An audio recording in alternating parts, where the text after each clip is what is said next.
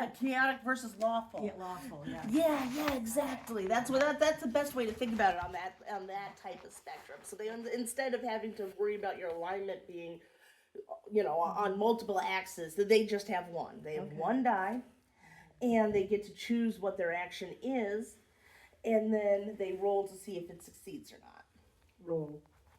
Roll the die. The 6-sided die. Oh, and so how will they know whether it'll succeed by what's on the die? I want to make sure I say this clearly. Okay, state your action and roll a die. If it's grounded, succeed by rolling your number or lower. So the most grounded you can be is a 6. So if you're trying to make a grounded action, you would, and you're a 6, you would automatically succeed because you can only roll below that. Oh, because it's 1 6 to or 6. lower. Yeah. Or you could get the same one. And for flow, you have to roll your number or higher. So 1 is all flow. So you can't roll lower than a 1. That's all the kids are going to want to be a 1 or a 6 then. But then they're going to figure out when they want to do, they'll have to figure out how to never do a grounded action. Yeah. Or never do a flow action. That's part of the balance that they talk about. So do they figure out that themselves, whether they want to throw, I mean, to me it's like throwing a wrench in the thing or going along with it. Mm-hmm. Don's like. Well, it's very interesting. I'm sure they're going to love this. I really. It sounds like a lot of fun. I've always heard this is a lot and- of fun. I just haven't had the opportunity to get involved with it. So. Jim had asked me, he said he was going to he wanted to be here, but he's doing taxes. Mm-hmm. So he was going to send me a Zoom link so I could let him in on it that way. But I didn't get it, so I thought I'd take a video and he can watch it. So anyway, that's what I'm doing here. Oh, see that penguin. Right. Okay, where was I? This is because so usually with games like this, the role play is where it shines. The actual nitty gritty gets learned as you go along, because there's also that is the roll a die, over or under, succeed or fail, is the basic part. And there's more on that, because there's also helping actions and things like that. But it's going to be first having them be able to do the role play and get into it that we have to worry about versus the actual technical stuff. In D&D, we call that the rule of cool. The rule Of cool. of If cool. it's a cool action, you're more likely to succeed, even if the die doesn't. All right. Mm-hmm. That sounds like you'd like that one. There we go.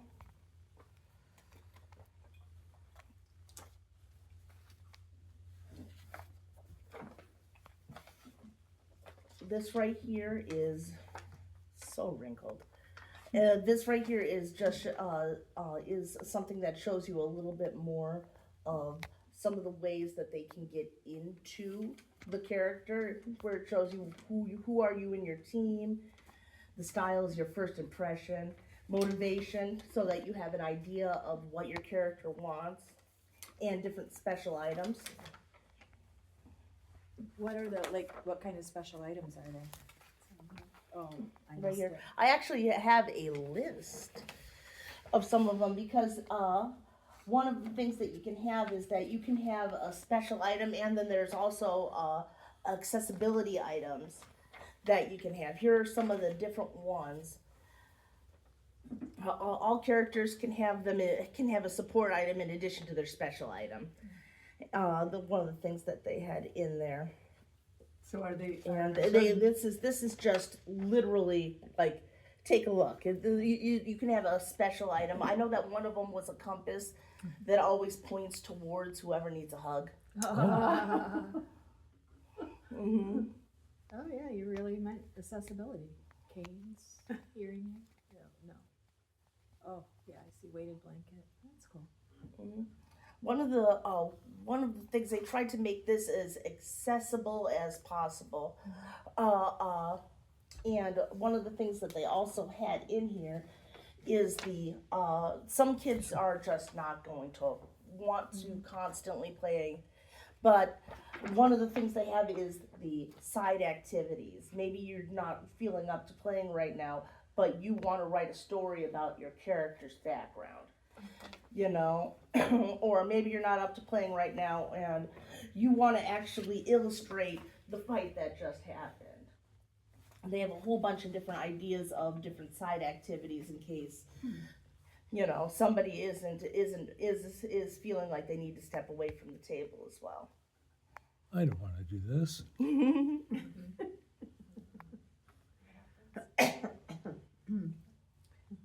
Let's see. It is good to have alternatives. That's good, it's got a lot of good skills to learn, doesn't it? Right. Mm-hmm. Choices. It is all about choices. This will. I love this. Yeah, that's the little. I believe that map. The map to deeper joy. Oh, Yeah, and that map actually existed before the game did because they the first thing that they had come out with was a bunch of like team building activities and loosely associated activities that was the map of greater joy and did the different ones. There's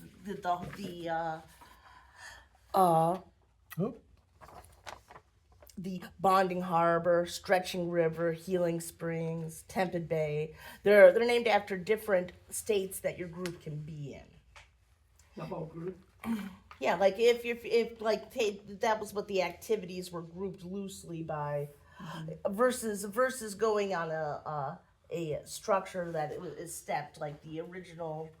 It wasn't Deeper Joy. It was I think it was Deep. I'd have to look. I'm not remembering it immediately, but it was they revamped a BUUF book of community building activities, and that was the map that came out with it. And then Deeper Joy and Coventia with their little airship that they're going to be running around in came later. One of the things that'll be fun is that if the kids want to play a different character, instead of like leveling up their characters every once in a while, you'll have a review journey. And that is like their answer to like leveling up your character. That'll be a time where you can change something about your character or even change your character completely.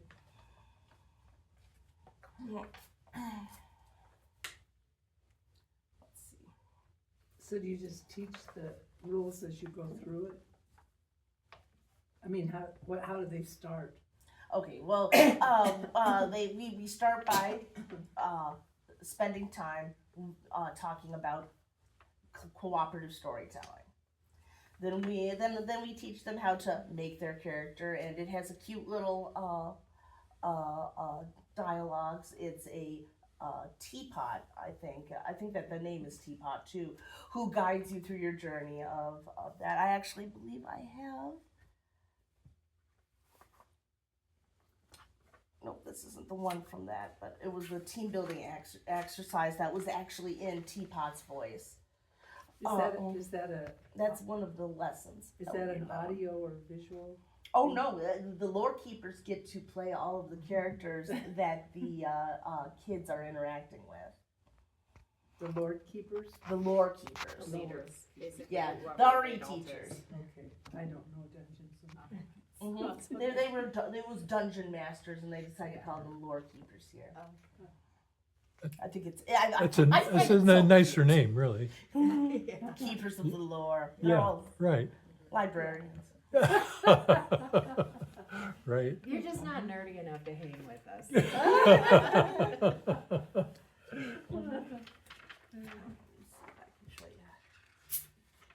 Some of the framework. Because, so what the lore keeper is going to be doing is taking the role-playing framework and then role-playing it out and improvising with the kids based on what they want to do. They give you several little settings. Like this one right here is the Anatomy of a Journey, which is Journey 8. It's called Lonely in Bonding Harbor. And you have a little thing right here. It tells you how long it'll take. And this one right here, the role playing, it said it'll take probably about 20 minutes.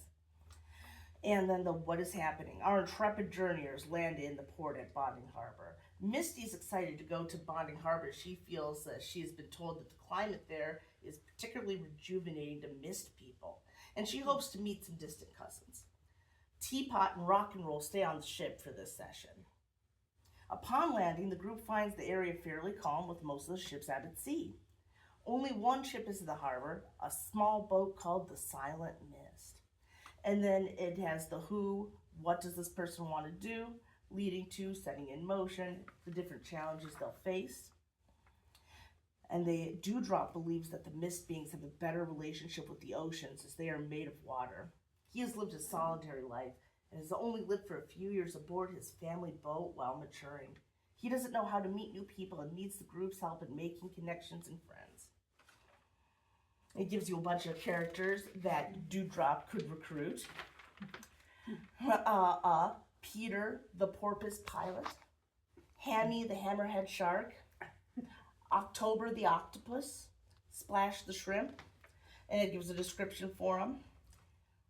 And then it gives you a little framework what you're going to be going for. And then it actually will give you a little scene setting that you read out to them that describes the shrimp, or the shrimp, I'm sorry, there's a shrimp, that describes the scene for them. And then they'll also have the different areas that you could go through and all of that, and it is very cute. It is, I ended up reading through all of it, and there's so many of them. The characters, if they make up themselves, do they have to be water related, or can you have a badger? Or You can have absolutely anything. You can have an idea. Okay. Cool. One of the things that Jean actually did was be a wall that could not talk Oh. and only communicated in taps. In taps. In taps. Uh-huh. And I'm not gonna lie, at that moment I was actually a little annoyed with him. But then, when I was going through and getting things ready, I went back and went through and watched one of the sessions, which was an actual. They had almost the exact same character, except he had an accessibility item that helped him speak. I was like, that's what I should have suggested in game. Because what we weren't actually playing, what we were doing were we were practicing making characters and then acting out characters versus actually doing any sort of journey, just getting the kids ready to role play. And it's been going very well. The Bradleys, I know that the Flowers are very excited about coming in and seeing how that goes for them as well. I'm pretty excited about this. So does this go like from week to week? It keeps you set it up and then it kind of develops over time? Well, one of the things that it both develops over time personally for the people who are playing, but the story itself is very modular, so that not everybody comes every Sunday. Right. So you have to be able to pick up and drop off in different places. So it's really episodic. So if new people come in that didn't start at the beginning, you can still. They'll still be able to drop right in. Oh, cool. That's very nice. What do you think about your, what do you, I mean, I'm overwhelmed by it somewhat. It's confusing to me. I don't quite understand it all yet. But it sounds cool. Yes. It sounds fun. But yeah, that's kind of where I am. do you think your son would like it? He's done some kind of D&D stuff, so yeah, I think he will. Yeah, once he gets into it and understands what's happening, yeah, I think he will. So do you? It's actually kind of D&D stuff is becoming more popular again, and like my son's into it, and then he has multiple friends that are into it too. So I think it's one of those things like it's a non-technology thing, so I think it's like kids. They'll get into it, surprisingly. Like, you think they wouldn't, but they do. So there's a lot of relationship stuff, it sounds like. It's very imaginative. I think it's very imaginative. That's why it taps into them. I know And the 50-year-old storytelling. men who still do it. Right, for sure. Oh yeah. One of my I have a friend whose dad had like a 38-year-long campaign. Like, seriously. It's still going. They're gods now. Wow. Literally, actually. So besides yourself, are there other adults that like will have like pre-training so they can come in and work with the kids and help them Oh yeah. figure out all this stuff? Oh yes, like I have a whole bunch of stuff that I'll be giving to Holly and Tina, and a little bit of practice situations as well. But right now, how it slowly ramps up to it. Right. Tina right now is going to be doing the Covenant, and the first I keep wanting to call them episodes. The first lesson that Holly's going to be doing is going to be the building our living map. Oh. Yeah. So kind of like taking that, but then translating it Right. Into something like Something. 3D. Yeah. Not quite sure what yet, but something. Yeah. And things that we can add to it, or Right. Something easy to get familiar with and kind of Mhm. close to home. Do you want to play it? I'm very interested in it. yes. Good job. That is something that I think I actually mentioned that at the Sunday Services Committee. Having that'll be April 19th. I'll mention that again now that more stuff has come out. The stuff that they revamped is revamped. I'm really interested in seeing if we could do a service about the role-playing game. I bet we could. I bet that we could. That'd be fun to also do a demonstration. Right. They do have the Convergent Congregation thing. I'll look into that a little bit more. I did a demonstration of D&D once for a speech class, and it was supposed to be like a 10-minute speech, and it went like 45 minutes. So careful, Good careful what you wish for. Right. All day. It's like, but there's so much information. I'm trying to remember if there was something else. So does each episode have some resolution at the end of it? Yes. Well, you either succeed or you don't. So there has to be a resolution. But not They have every- different ideas. Like I told you about the candle situation where they go to the lighthouse. Well, you could end up not being able to get the candles to trust you, or they actually have a list of different things that could happen. To suggestions for the role play. Like, oh well, you know. The little candle guy that's getting overworked, I think, can even end up leaving he's overworked, so he ends up leaving the other candles, and then they figure out how much he was doing, because all of the work he was doing goes on them.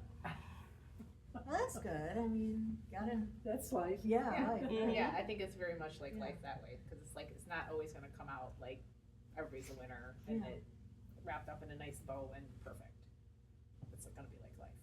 Sometimes it doesn't work. Fun. Yeah, but that's okay. and you get to practice. Well, it's one of the great things with role play. It's like therapy. Stretching River does sound very nice. It's interesting, Mm-hmm. kind of complicated. That's what I feel like. I'm like, I don't get it yet. But yeah, but Hopefully my brain will wrap it. you'll. I know, probably. That's I'm sure that at some point, you know, you and Ish got together